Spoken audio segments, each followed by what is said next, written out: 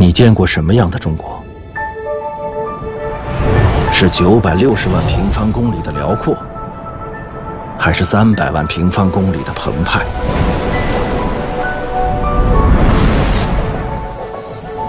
是四季轮转的天地，还是冰与火演奏的乐章？像鸟儿一样离开地面，冲上云霄，结果超乎你的想象，前往平时无法到达的地方，看见专属于高空的奇观。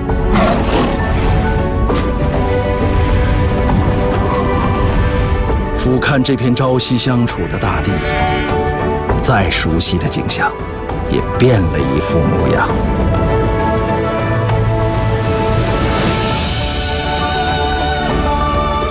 从身边的世界到远方的家园，从自然地理到人文历史，50分钟的空中旅程，前所未有的极致体验。从现在开始，和我们一起天际遨游。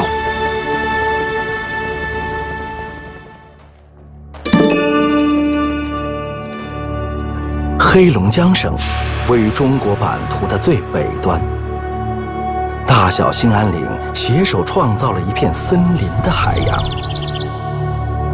黑龙江和众多支流一起，冲击出了2大平原，成为中国最大的粮仓。我们的旅程从中国最北端出发，感受北境雪国气质，俯瞰大地的雾凇奇观，追赶滑雪者的速度，体验极致的冬日挑战，前往哈尔滨，加入冰雪王国的狂欢，最后来到雪的故乡，享受别样的玩雪乐趣。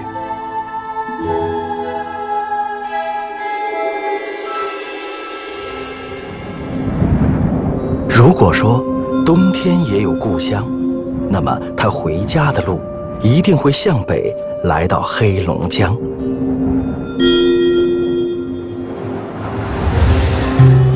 这是位于中国最北区域的一个村庄。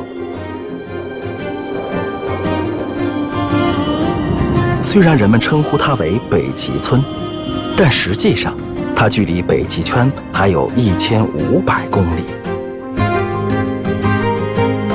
拥有这个名字，或许是因为它契合了人们对北极的印象。这片区域是中国最寒冷的地方之一，曾创下零下52.3摄氏度的中国最低气温纪录。随着季节更迭，漠河昼夜长短的变化尤其明显。冬季，漫长的黑夜助长了严寒的威力。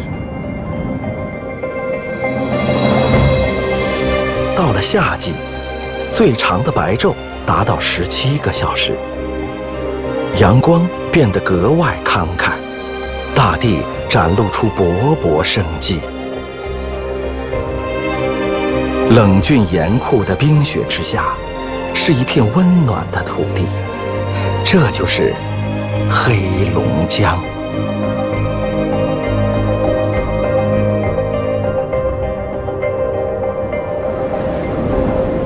库尔滨也有着截然不同的两面。很多时候，它素面朝天，但如果来得恰逢其时，人们将被它的美貌所惊艳。冬季，库尔滨水电站排出热水，周围的河流常年不动。大量聚集在空中的水蒸气正等待一场华丽的蜕变。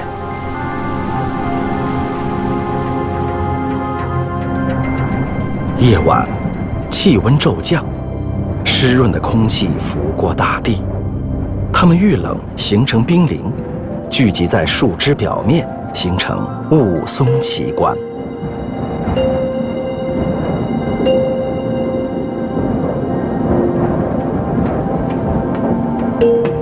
冰花的美往往稍纵即逝，可在库尔滨，它却拥有4个月的漫长花期。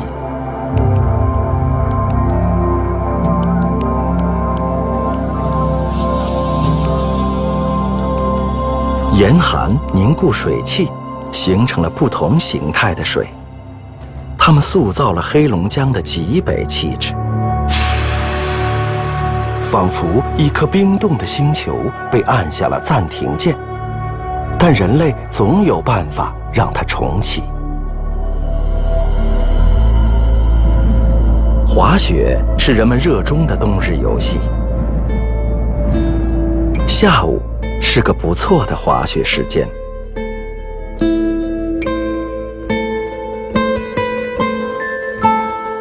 经过一上午阳光照射，积雪微微发黏，这有利于增大摩擦力，让初学者更容易控制滑雪板。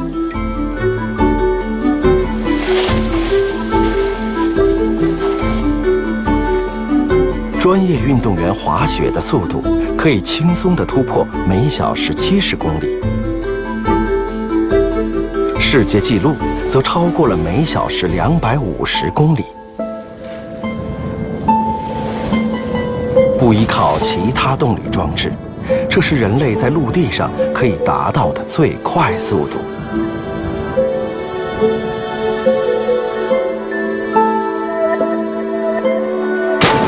生活在冰天雪地，有人在追赶风的速度，有人想拥抱水的温度。人们以10摄氏度气温为标准定义冬泳，可到了黑龙江，等温度降至零下20-30摄氏度，才是跃入泳池的好时候。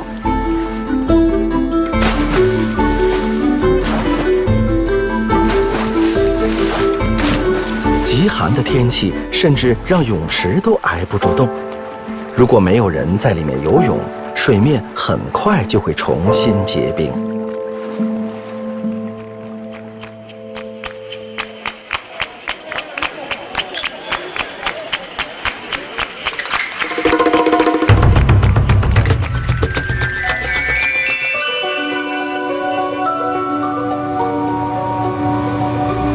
严酷的气候不仅激励人们挑战自我，还引发了关于美的创造。风冻后的松花江被切割成固定大小的方块。接下来，人工的力量开始登场。采冰工人用冰湍撞击冰槽，直至冰块和冰面彻底分离。每块冰都重达500公斤以上。要将它拖上岸，需要数人帮忙。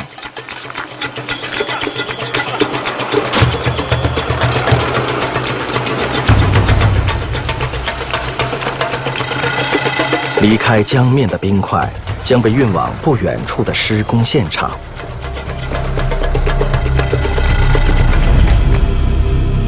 即便是冬天，制造一个冰雪世界仍需要造雪机的帮忙。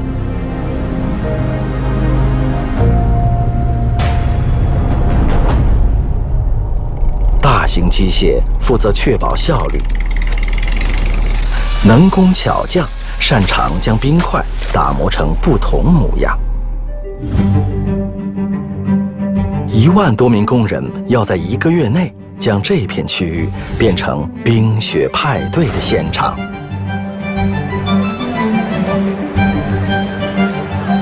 1999年，为了迎接千禧年，哈尔滨第一次搭建了冰雪大世界，受到了超乎想象的欢迎。此后，它成为哈尔滨1年1度的冬日盛典。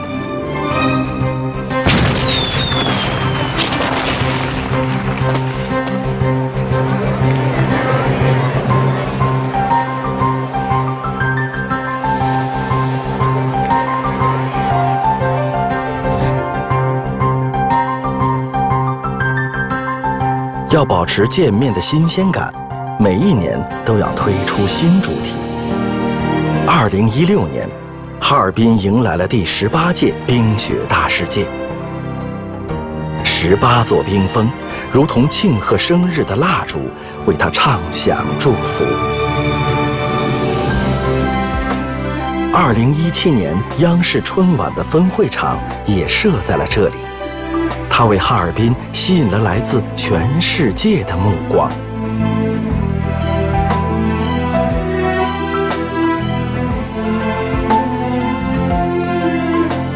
这里的人们天生就擅长和雪打交道，他们以冰为砖，以雪为墙，创造了一个童话世界里的冰雪王国。作为老朋友，大雪有时还会带来出人意料的机遇与惊喜。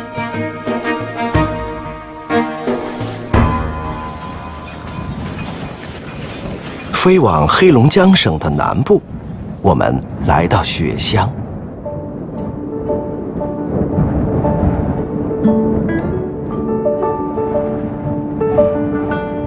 这是中国下雪最多的地方，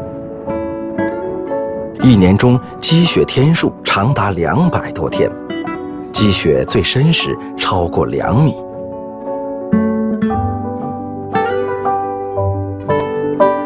雪乡的冬天，铲车最受欢迎。夜里突降大雪，第二天一早，房门常常打不开。这个时候，铲车就派上了用场。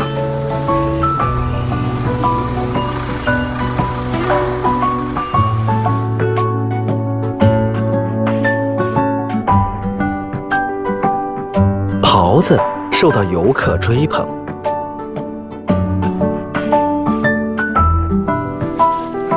狗算是技术过硬的司机。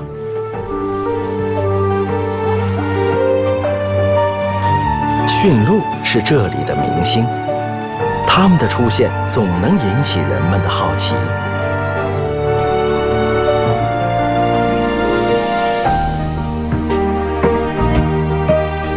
这里原本是双峰林场的职工宿舍，因为拥有得天独厚的降雪，它成了热门的旅游景区。宿舍变成家庭旅馆，伐木工人当上了老板。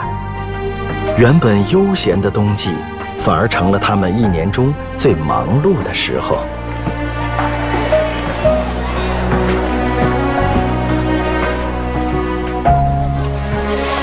再寒冷的地方，快乐也不会缺席。竞技的渴望驱动冰层上的激烈碰撞。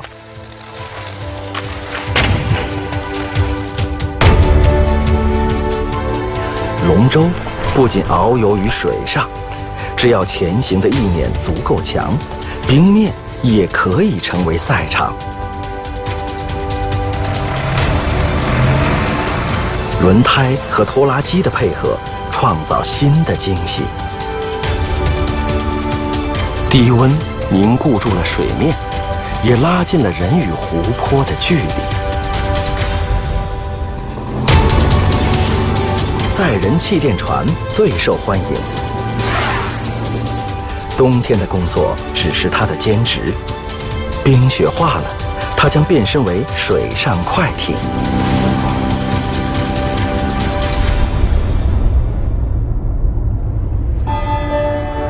春天一到，冰雪融化，大地开始更换它的主题皮肤，召唤即将醒来的生命。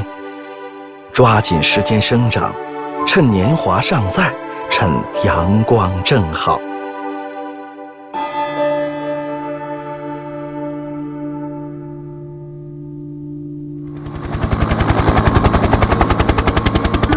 这趟旅程，我们将重温远古的自然力量，揭开镜泊湖的秘密，在大地的另一端，拜访一个庞大的火山家族。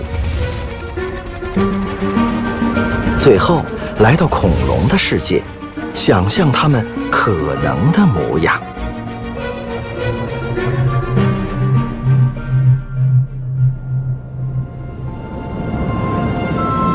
镜泊湖是中国最大的高山熔岩堰塞湖，与它齐名的是瑞士的日内瓦湖。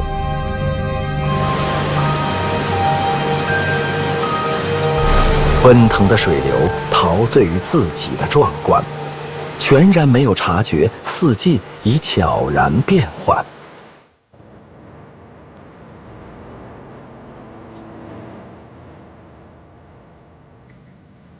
水流和崖壁凝为一体，形成了冰瀑奇观。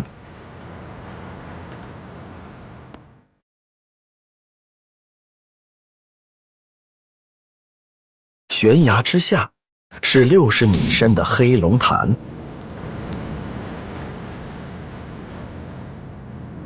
每天完成一次跳水，这位60岁的老者已经坚持了30年。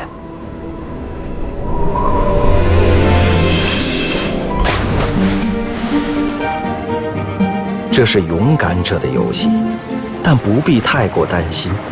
深水之下，有着你意想不到的温暖。这里的冬季气温低于零下20摄氏度，水底的温度却常年保持在10摄氏度以上，而且越往下水温越高，因为那里有不断涌出的地下温泉。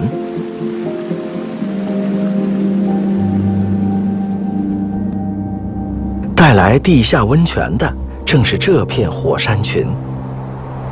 黑龙江省是中国火山活动最活跃的地区之一，北面50公里之外，还有一座天然火山博物馆。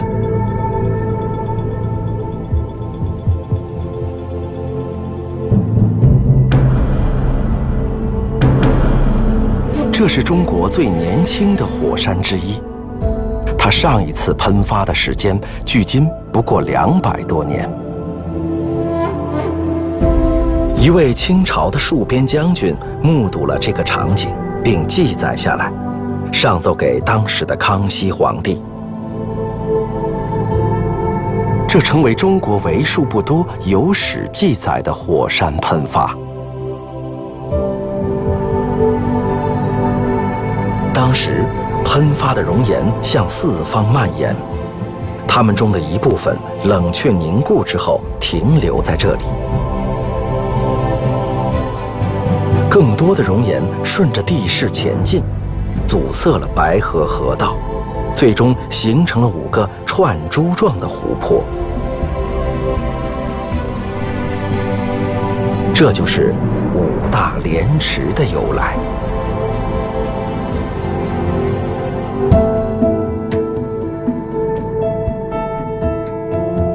5大连池附近一共有14座火山，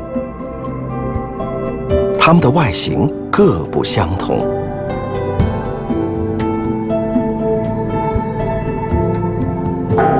在药泉山火山口，人们建起了一座寺庙，从此阵阵梵音取代了大地的咆哮。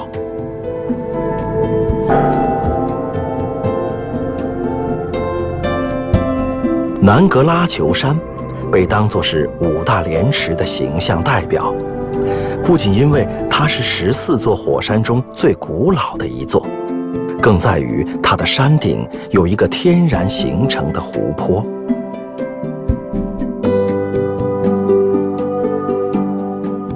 历经100万年的时间，火山口形成了厚厚的腐殖土层，土壤孕育了植物，而植物阻止了雨水向外渗透，湖泊逐渐形成。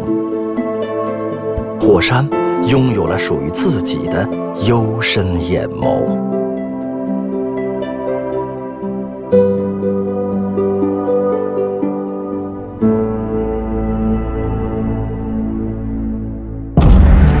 人类对恐龙的探索从未停止。在这片恐龙的墓葬群中，我们也许还能挖出数百具恐龙化石。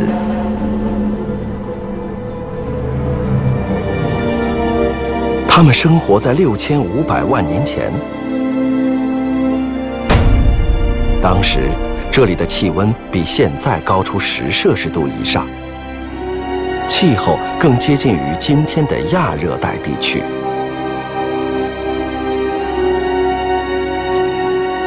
在人们的想象中，恐龙的身体表面类似于大象和犀牛的皮肤，真的是这样吗？2010年，科学家在恐龙化石中发现了一种色素颗粒，与鸟类羽毛中的色素相同。人们推理，有些恐龙可能和鸟类一样，拥有彩色的外表。也许在不远的将来，这些恐龙塑像会被重新上色，并安插上斑斓的羽毛。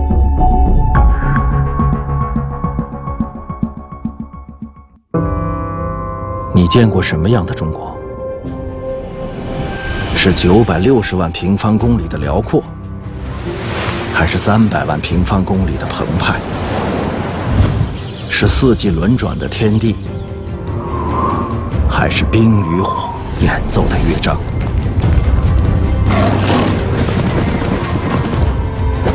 像鸟儿一样，离开地面，冲上云霄，结果超乎你的想象。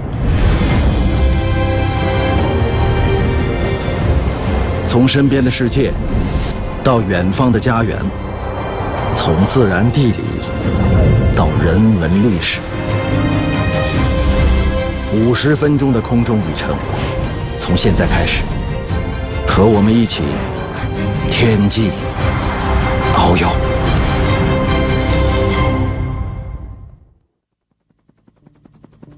加入我们这一趟森林之旅，飞越大兴安岭，倾听绿色生命更迭的故事。秋日里邂逅小兴安岭斑斓的五色林海，亲近可爱的森林精灵，最后和森林之王来一场追逐游戏。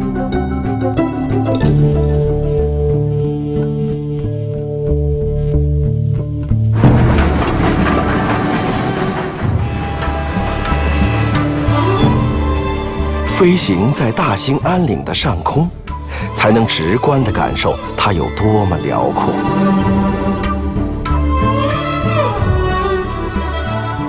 7.3万平方公里的森林海洋，相当于黑龙江省面积的1/6。曾经，大自然花了1万年的时间，塑造了一片原始森林。然而，砍伐和火灾使它遭到极大的破坏。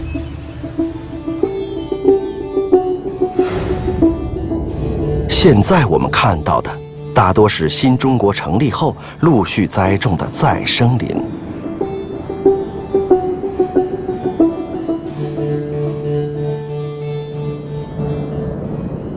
这座城市幸运地保留了一片原始森林。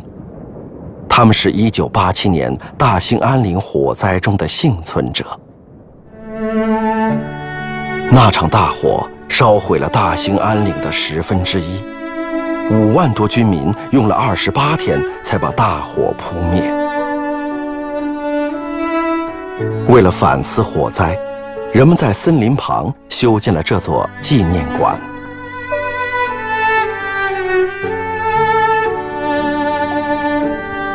往东南飞行，进入小兴安岭，这里被誉为红松的故乡。松鼠喜欢将松子藏在不同地方，但它们记性不太好，常常不记得自己把松子藏在了哪里。被遗忘的松子在春天破土而出，这正好帮助红松不断扩展地盘。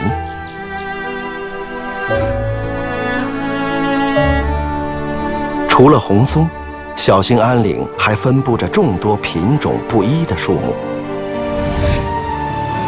秋天赋予它们斑斓的色彩。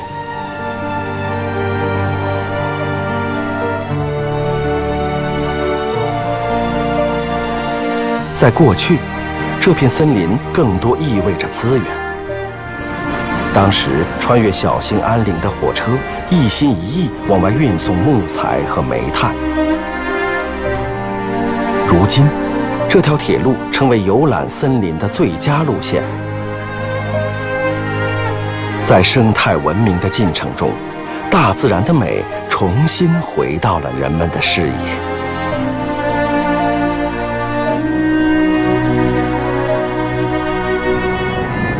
从空中俯瞰森林，很难发现动物的身影。我们只能前往一些人工圈养地，寻觅它们的踪迹。在小兴安岭的南坡，生活着一群梅花鹿。梅花鹿身上的花纹是它们在进化过程中形成的保护色。夏天，这些梅花状的斑点好像阳光透过树叶后形成的光斑。在树林中，梅花鹿只要静止不动，就不容易被发现。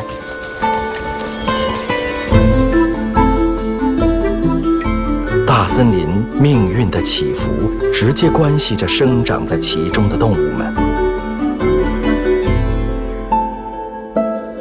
这座虎林园中栖息着500多只东北虎。从出生起，它们就生活在人类建立的保护区。它们的祖辈是8只纯正的野生东北虎。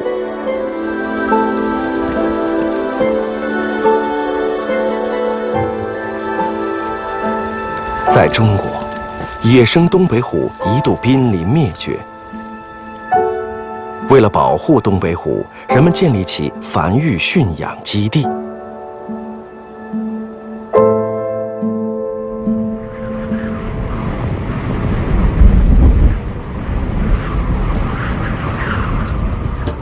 在人工圈养的同时，东北虎的野化训练仍在进行。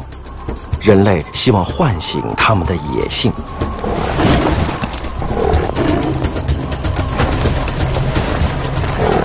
看起来颇有成效，这群老虎逐渐在恢复森林之王的风采。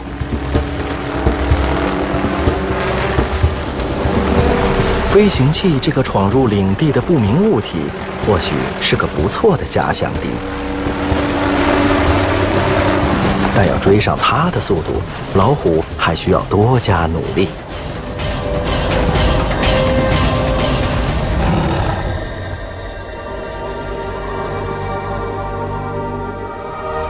即将和这群东北虎告别，和他们分享一个好消息：如今森林生态正在恢复，或许在不久的未来，我们将在森林迎来与他们重逢的契机。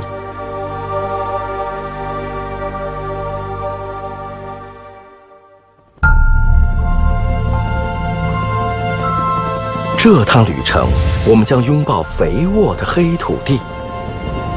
它拥有的平原创造农业奇迹，它哺育的湖泊动静相宜。往西飞行，加入东捕者的行列，赶赴一场和丹顶鹤的空中约会。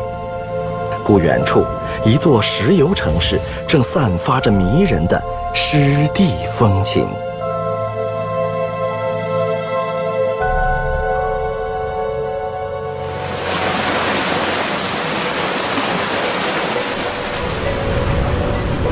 说到三江口，人们经常误以为这里是3条江交汇的地方。事实上，只有黑龙江和松花江2江在此交汇。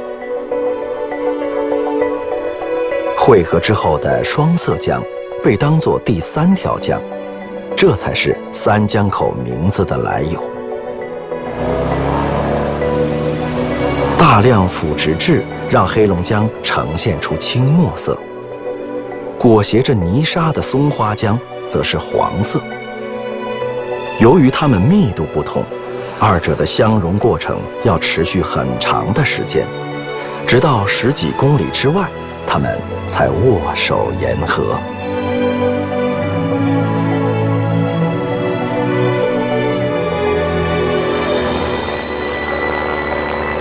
往东飞行，来到黑龙江省最大的平原，它由黑龙江、松花江和乌苏里江冲积而成。很长一段时间，这里都被叫做北大荒。上世纪50年代，数十万人加入开垦北大荒的洪流，北大荒变身为北大仓，黑土地功不可没。当地流传一句话：捏把黑土冒油花，插双筷子也发芽。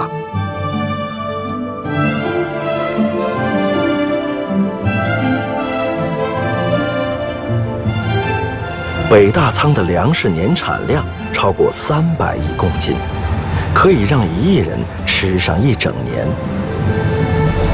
曾经，生存的渴望激发了人们对土地的改造。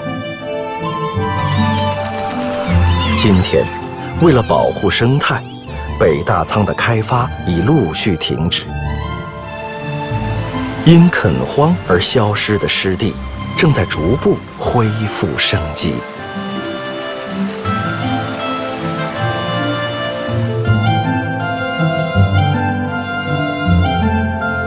三江平原的南面是黑龙江省最大的淡水湖，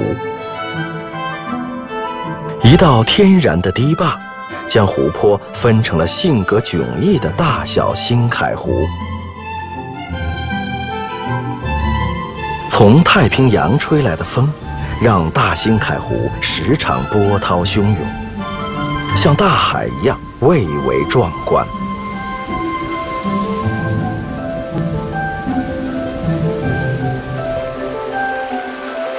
风继续吹向小兴凯湖，却被湖缸上的植被阻挡，因此小兴凯湖始终风平浪静。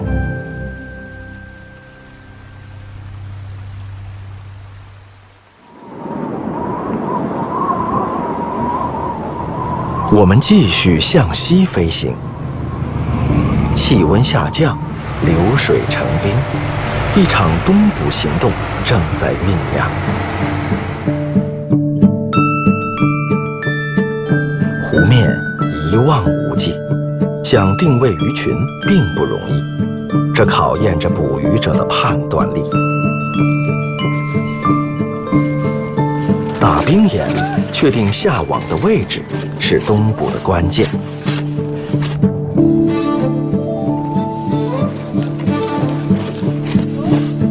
早晨6点是下网的最佳时机。1500米的渔网缓缓沉入水底。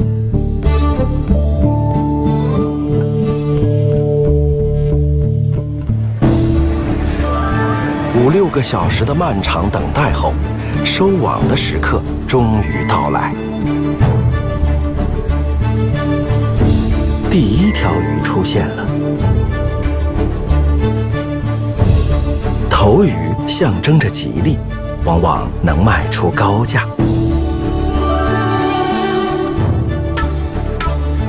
今天的运气不错，捕获的鱼儿将近10万公斤。运送它们甚至动用了铲车。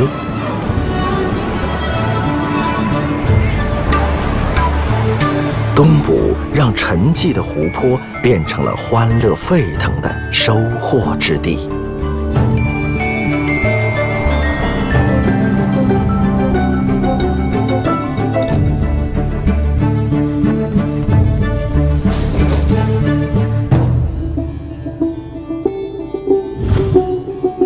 这是一座建在油田上的城市，6000多平方公里的油田里分布着5万台磕头机。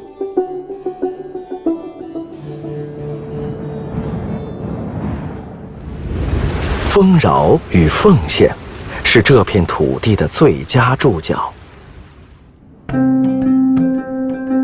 半个世纪前，大庆油田的发现让中国甩掉了贫油的帽子，它创造了连续27年高产的奇迹。石油是大庆的名片，但这个城市不止一面。大庆60%的面积被湿地覆盖，百湖之城是它的美誉。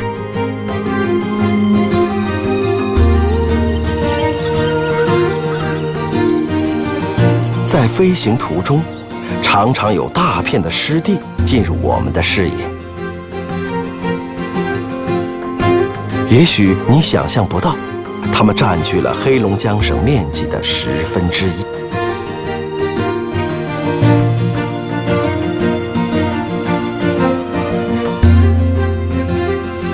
扎龙湿地是丹顶鹤的故乡，野生丹顶鹤全球仅有2400多只，其中的300多只生活在扎龙。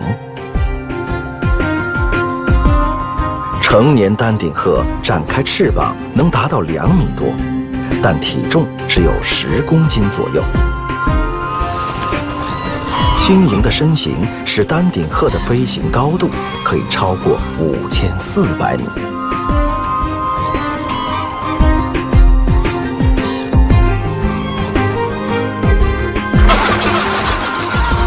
湿地不乏迷人的风情，也盛产生命的奇迹。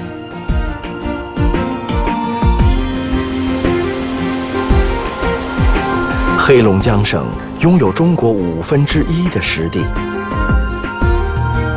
这些绿色宝藏构成了它丰实的家底，也改变着人们对于黑龙江的印象。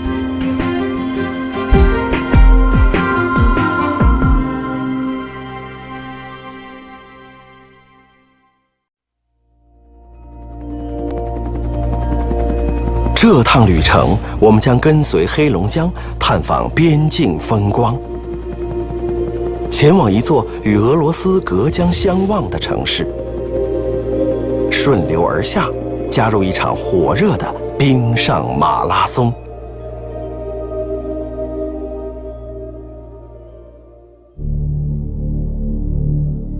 黑龙江是一条国际河流，它流经中国、俄罗斯、蒙古，全长4370公里。黑龙江拥有200多条支流，这些河流紧密配合，冲击出了肥沃的黑土，也塑造了黑龙江省的底色。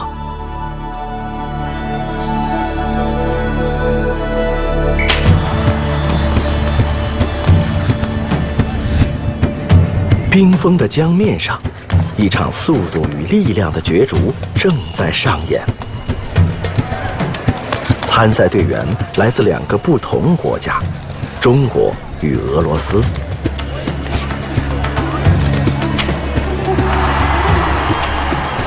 冰球比赛的场地设在黑龙江上，这是中俄2国的界江。今天，这里的人们通过体育交流拉近彼此的距离。冰球场所在的黑河市是中俄互市的重要口岸。跨国生意，黑河人已经做了100多年。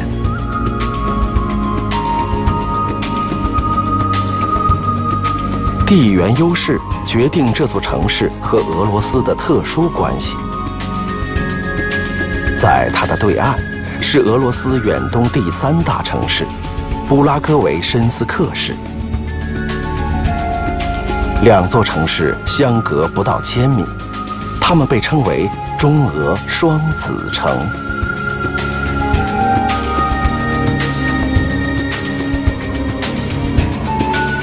沿着黑龙江前进，我们与一群马拉松爱好者不期而遇。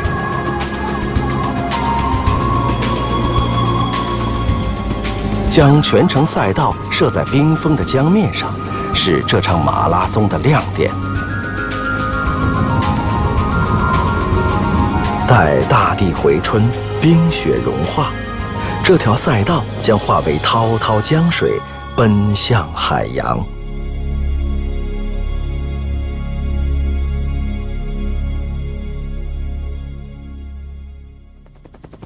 这趟旅程连接着黑龙江省的昨日与今天，探访一座沉睡的机车库，沿着铁路的轨迹抵达这片辽阔大地的心脏，听它诉说过往的荣光与未来的梦想。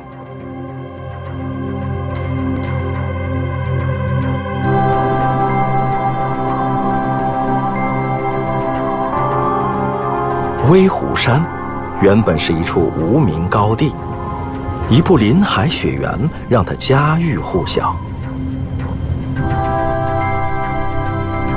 据说小说里杨子荣剿匪的故事就是发生在这里。1967年，此地发现了土匪座山雕的巢穴遗址，这更加证实了人们的猜想。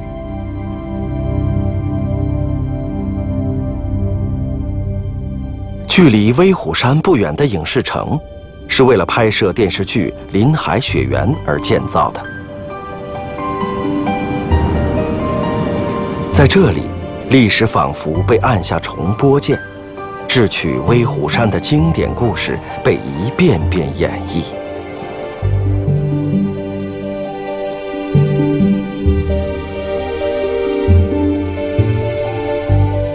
威虎山脚下坐落着一个百年小镇，小镇的历史从这200多座俄式建筑开始。19世纪末，俄国在中国境内修建中东铁路，横道河子成为铁路施工的指挥中心。大批的俄国工程技术人员来到这里生活。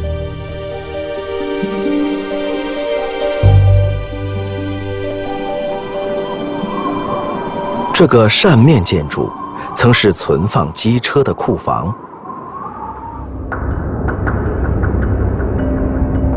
通过转盘，机车可以轻易地调转车头方向。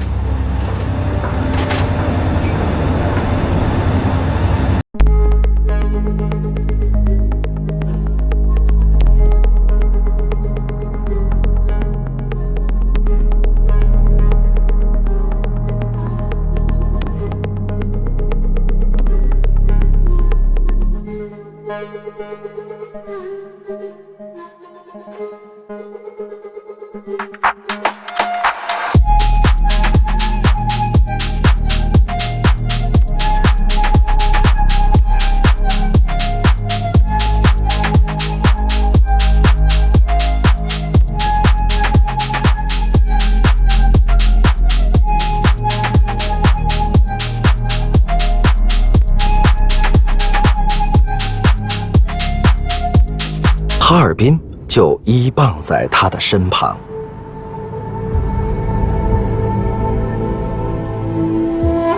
松花江特大桥的3个白色大拱特别显眼。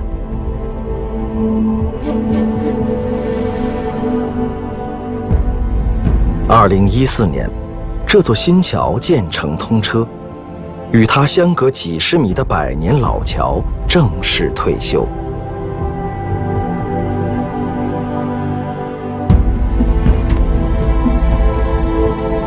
这座老桥几乎与哈尔滨同龄，它是1901年由俄国人建成的。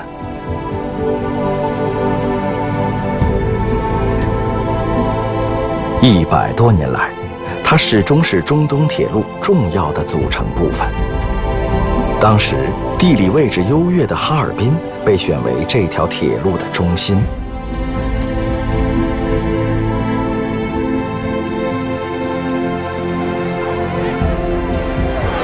哈尔滨马拉松赛事在秋天拉开帷幕。从老城出发，穿过松花江前往新城，3万多人正在穿越这座城市的昨天。100多年前，中东铁路率先连接了哈尔滨与世界。铁路带来了货物，也带来了移民。最多的时候，哈尔滨曾云集19个国家的领事馆。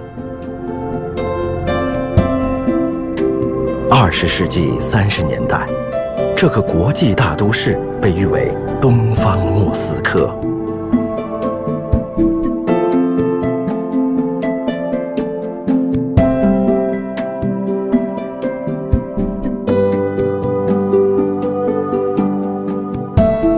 100多年前，这里是松花江畔的一个临时码头，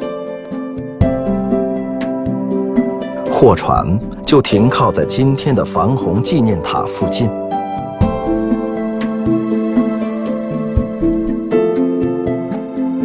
卸下船的物资，通过人力车和马车运往工地。久而久之，原本的荒草甸子给趟出一条道路，这就是中央大街的雏形。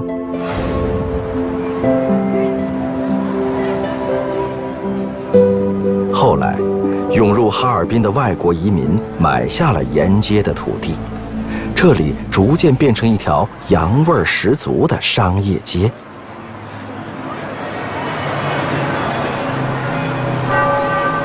随着外国移民越来越多，各式教堂陆续在哈尔滨建起。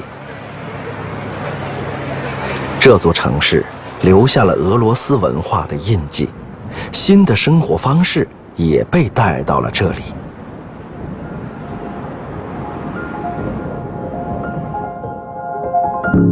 俄国人对于啤酒的巨大需求，催生了中国第1座啤酒厂。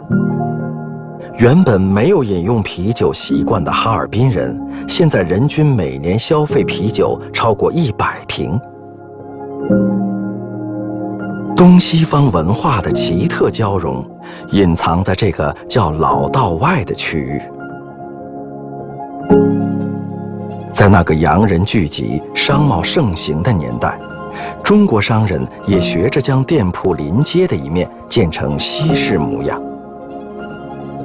而后宅则保留中式风格。这是中国人习惯的生活布局。